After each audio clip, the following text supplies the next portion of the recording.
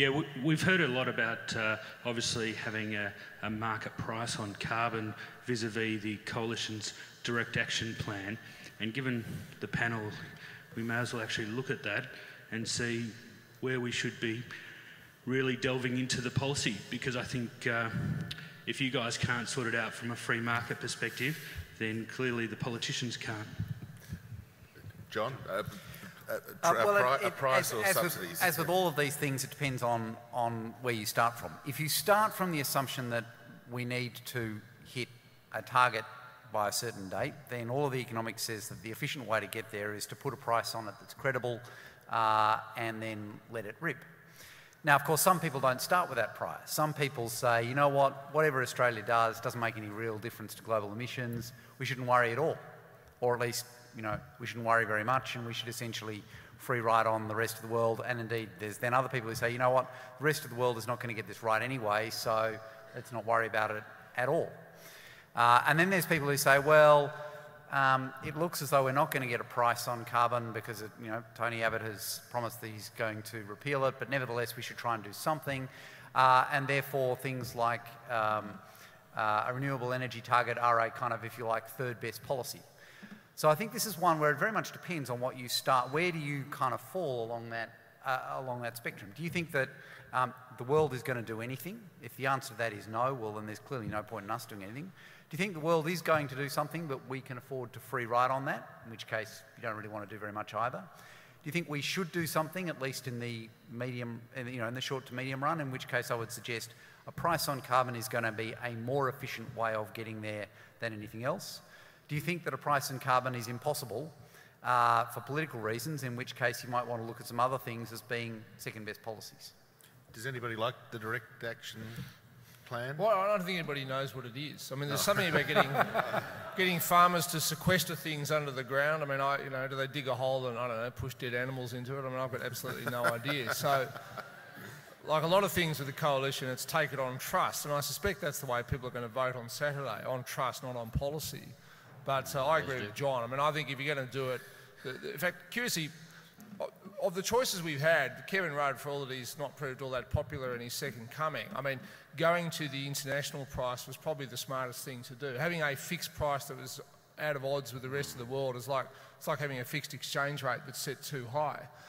And, he saw that as a mistake. And I would have thought the best overall outcome was to go with essentially matching the European price. Given that the Coalition will probably win on Saturday, we'll find out what the direct action plan is. But we shouldn't forget that the Labor Party has all sorts of elements of direct action in their suite of activities. I mean, we've got to have action, I mean, they eventually balked because the brown coal electricity generators want too high a price, but they were going to pay. They were going to use taxpayers' money to bribe those electricity generators to cease to operate. I mean, that's direct action, everyone. And there are elements of direct action in what I regard as a kitchen sink approach to climate change. I mean, if we're just talking theory, let's have the price, but let's get rid of the renewable energy target, because that is actually completely unjustified and economically damaging if you're going to use an emissions trading scheme to run down the growth of emissions, or in fact lower emissions. Yeah. Alvin Lim's got a question from the floor on manufacturing, I think. Alvin, are you there in the middle again?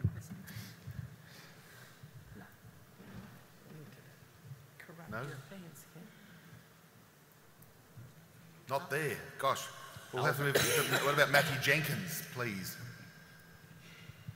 A really good question. I might read that one out then if I can't see him, because I've got it here actually. The question from Matthew to the panel is, political speak over the last few years suggests the Australian economy is in real trouble, and some have even compared us to Greece. I think Andrew Robb's done that on more than one occasion. Given the reputable international bodies say that the Australian economy is the most enviable economy in the world, we've had Joseph Stiglitz sort of saying similar sort of things. When does this political speak overshadow just basic economic facts and economic truth? Who wants to have a go at that? Most of the time is the answer. Most of the time. So, well, I guess the sort of follow-up from that for anybody is, how is any government, and there was a question that sort of has disappeared from the screen now, is decent economic rational policy proposals, are they dead? Because every time you raise one, the vested interest groups either shoot it down or your opposition party shoots it down and has a great big fear campaign. In season and out of season, you keep putting forward rational proposals. I think the history of political economy, certainly over the last 30 years or so in this country, is that it works in the end. It finds its time. It's about catching the policy train. That's what I was taught when I was taught economics. I think John Newsom got ran over by it, though, when he yeah, you do. Every now and then, absolutely. You have to wait for the opportunity, and that can involve, the careful sifting of evidence, the gradual accretion of policies, and then all of a sudden there's an opening, and woomph, in it goes. So never, ever underestimate the power of careful, rational argument and the steady accumulation of evidence and commentary to eventually win out. But also don't underestimate the capacity of the political system to smother it, possibly for decades. I think that was Matthew's point. Lynn, what? So I think I'll support everything that Ian has said, and as a good public servant, what you're doing all the time is you're trying to develop a locker of really good policy advice that's evidence-based, that's rationally thought out, but then you also need to remember that a decision is made on the basis of policy advice, on the basis of political advice, which can be quite different, and on the basis of the press.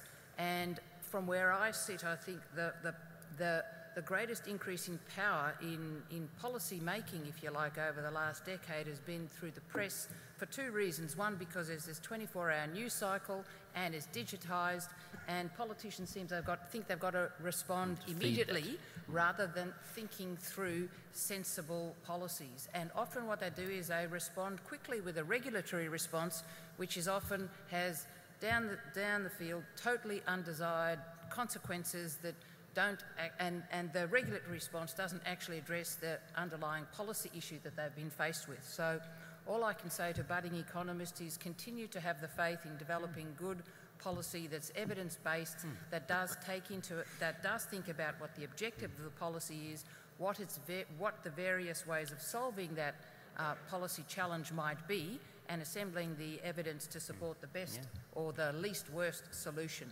That's our job. I think that's an interesting issue. The politics of continually pointing out that the Australian economy is the envy of the world doesn't seem to have worked, does it? I don't know what that is. I guess we're just too... That's only a political problem, isn't it? It's just... Yeah. But it's a fact, though. That yeah, but actually when you're overseas, I think the overseas people tend to discount it too because they say, oh, well, you've got the resources. So you get a bit of both. John Daly and I were having this discussion in the green room, which was sadly not green, by the way. What are the sensible economic reform proposals that have been raised by either side in this election campaign? It was a short conversation. I said, okay, and this is a bit of an absence of a negative, the fact that the coalition has held the line in terms of the automotive assistance is a plus. Okay, I know that's a small thing, but they've stuck to the fact that they're cutting back the assistance by $500 million. And, the Ruzza went absolutely crazy with the billions, so I guess, that was a plus. Lynn would say that the coalition has sort of kept the GST on in the tax review for possible consideration at the next election. Okay, that's pretty thin. And even more boring, I do think that the coalition are proposing a serious review and rationalisation of regulation. So I know, Mum and Dad are not going to get too excited about that, but I'm not sure I could think of, maybe, Stephen, you've been following it? No, I've been following it, but I can't find any either. I guess it's few and far between. It's serious. That was a tick. That was outside the election campaign, doesn't count, Judy. No points for that one. Okay. Can I just suggest, though, Stephen, I think one thing that we have seen over the last decade, and it goes all the way back to the GST, is that we've had a politics driven by the mining boom in which, to be blunt, every year Treasury opened up the books and their position was better than last year if they did nothing at all. Yep. And so for a decade we've had governments could afford to basically give things away, and any time they wanted to do reform they said there will be no losers from this reform. So if you look at the GST, if you look at Gonski, if you look at carbon pricing, they were all explicitly sold on the basis that there will be no losers. And what that of course did was that it legitimated any time there was a loser, that group putting their head above the parapet and saying we're a loser, therefore it's bad policy. Now of course dealing with vested interest by definition means there's a loser. My guess is the next decade in Australian politics is inevitably going to be different, because we're now going to be in a world for the next decade in which every year Treasury will open up the books and their starting position will be worse than last year. And therefore, by definition, there are going to be losers. And by definition, I think governments are going to reacquire the discipline of explaining, look, this is the situation we're in, this is the problem that we face, these are all of the parameters of the problem, and this is why we think that this particular course of action is in the public interest, and this is why this particular vested interest is unfortunately not going to win this one. And I think that I can well understand why, if you're in politics and you don't have to take that course, you don't. My guess is that we're going to be in a world over the next decade in which Australian governments just don't have a choice. We've already seen that happen, for example, in Queensland, where they've really started to take some fairly difficult decisions, essentially because they ran out of choices. And as soon as they started exercising those muscles, they discovered that they weren't quite as weak as they thought they were. Right. Indeed. There's one just cheeky comment here that I thought I'd read out from Tim Griffin, who said, why don't more economists go into politics? And I think it's probably because we're rational or something. I don't know. They're two different There have callings. been a few. There have been a few, yeah. Well, Andrew Lee's there. Andrew Lee. Yeah. Andrew Lee. A good fellow, yeah. Yeah, but they're two different callings, and I think that a good politician needs the economist to be able to give clear advice, and then not to be discouraged when the decision goes the other way. The politician has to find a way through, and in the end, the politician, of course, is subject to the will of the electorate, and so be it. And if the electorate has to be convinced that an economic policy is a good thing before the politician can do anything at all. Frankly, for my money, and obviously I've chosen not to be a politician, even if I thought I could, I've chosen not to, because I think that in the end, the influence one has as an economist on decent policy and living standards in this country, with due respect to politicians, is potentially higher.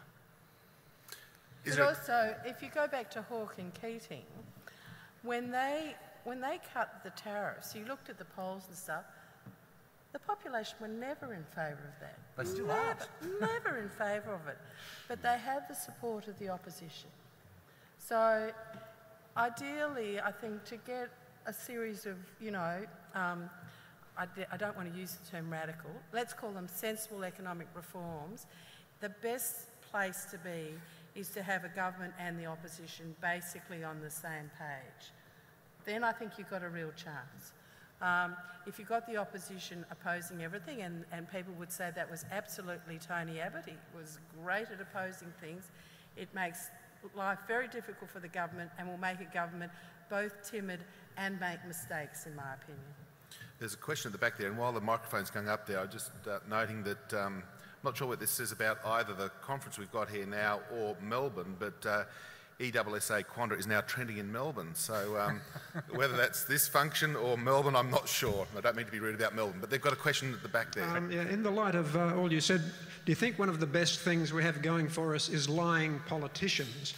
Because inevitably just before the election they'll swear that they're never going to do certain economic reforms, and so the best thing for us would be if they lie and turn around and do them, perhaps after the election. Well, they just tell you that the facts have changed, and therefore they'd change their mind. What would you do? That didn't help Julia Gillard. Lynn mentioned the power of the press before. I mean, I'm a bit of a fraud here tonight because I spend most of my day at the moment indulging in talkback radio. I'm a radio host more than I am a financial person. But what I would say is this, is right now our political leaders actually are not particularly good salespeople. One of the things people need to feel good about themselves is they need to feel that tomorrow will be better than today. Because even if things are okay today, the fear that they might be worse tomorrow will almost by definition make things worse. And what has struck me recently is, and the Labor Party has had 3 goes at a leader, 2 with Kevin Rudd, once with Julia Gillard. They've been desperate for someone to try and sell their message, and they have not yet found the person who can do it. The fact is that there's plenty of good things for Labor to do, and yet somehow they have, or to talk about, they've been hamstrung by some of the mistakes. Judith mentioned, you know, the building the education revolution, there's the pink bat scheme, etc., etc. Now, you know, we don't know if the coalition will be any better at selling itself. I mean, maybe they won't. But the point is this, the government has plenty of good things to talk about, but it has not convinced people that they are better off. And say what you will about John Howard, he sort of made people, up until the very end, feel relatively comfortable with things. And the current government hasn't been able to do that, even though economically speaking it should have. That to me, now whether that's the press or, you know, evil people on Talkback Radio or the front page of the Herald Sun, I don't know. But that is possibly been Labor's biggest failing. You see, I disagree with that. I mean, okay, let's take 2 case examples. The GST and work choices. Now, it was a brave Prime Minister who took the GST to an election. I mean, it wasn't popular. You know, there were scare campaigns galore. There was a very generous compensation package attached to it. But in the end, it kind of meant he stood for something, and so he won. Not overwhelmingly, he didn't win, okay? Then, of course, in 2004, he did win overwhelmingly, and he brought in work choices. Now, work choices had no mandate. You know, it was a complete surprise to everyone. And as a policy, even though if I asked you, you know, what were the 5 things wrong with work choices, you probably couldn't tell me, it was not a sustainable policy. It was always a policy that was going to be reversed, given half the chance on the part of the other side of politics. So I believe, and I mean, I don't know whether my fellow panellists do, I think the best policy is where you build up a narrative and you do seek a mandate, because then I think you build sustainable policy, which, okay, there may be some losers in it, but ultimately, you know, the nation as a whole wins. Judith, I did say that he did it up till the end. I mean, I regard work choices as just being an inexplicably stupid thing that John Howard did. Yeah. I think if you look at the last 2 big federal-state reforms that in Judy and my time, I think the first was national competition policy, and again, that is a classic in building the evidence base, getting cooperation between the states and the Commonwealth, which is a different sort of cooperation to between Labor and Liberal or the major parties going into an election. Having some incentives in there for some, realising there's some losers, but doing it for the overall good. And it took a long time. The same thing happened building up to the GST. Houston lost an election on the GST, but, you know, then the election was actually won on the GST, had the mandate, and that was the biggest change in our taxation systems, you know, for the last 10, 15 years. The Asprey report before that was the same.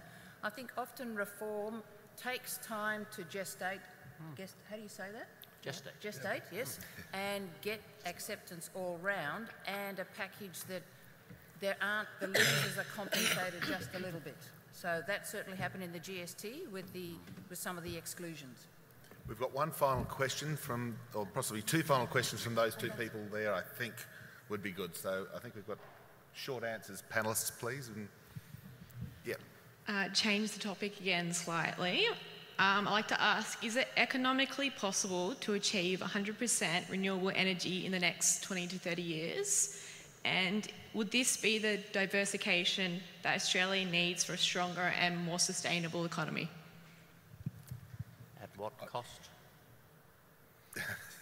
Well, there's a movie called Back to the Future. At the end, the DeLorean appeared and it had a device attached to the back called Mr. Fusion. And you could stick anything into Mr. Fusion and it would be broken down into energy. If that's invented, yes, but no, I don't think we'll get 100% renewable inside 20 years. Well, I think actually you probably could get there in 20 years, but it's going to cost you an awful lot.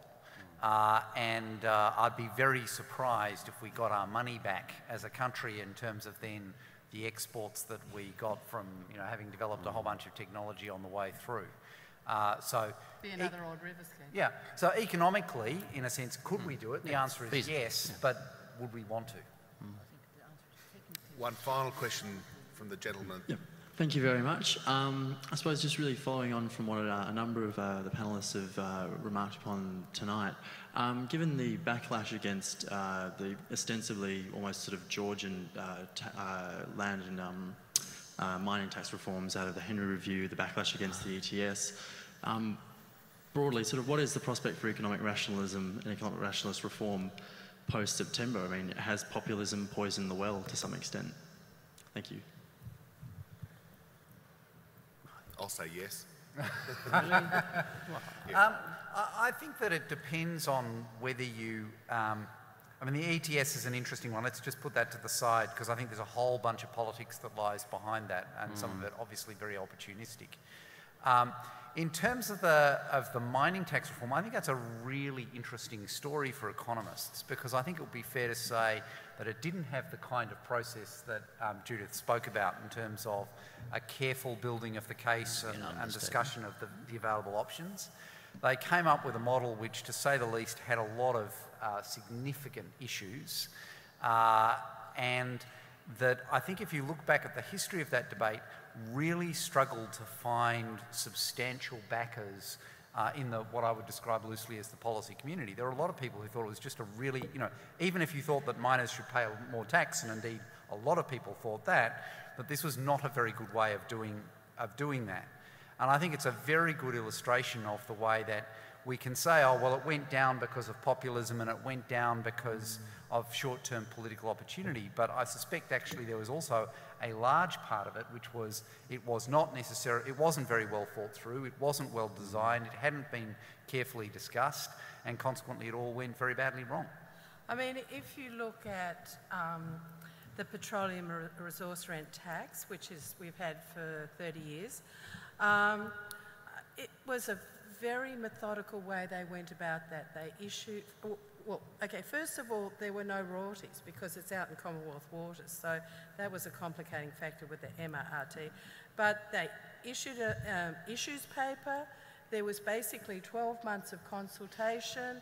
There were iterations put, and they finally came up with a formula, and ultimately it has generated a lot of revenue. It did not generate a lot of revenue in the short term. In the case of the RSPT, I mean, it was a shocker. I mean, I don't think that's not an indictment on populism, that's an indictment on political madness.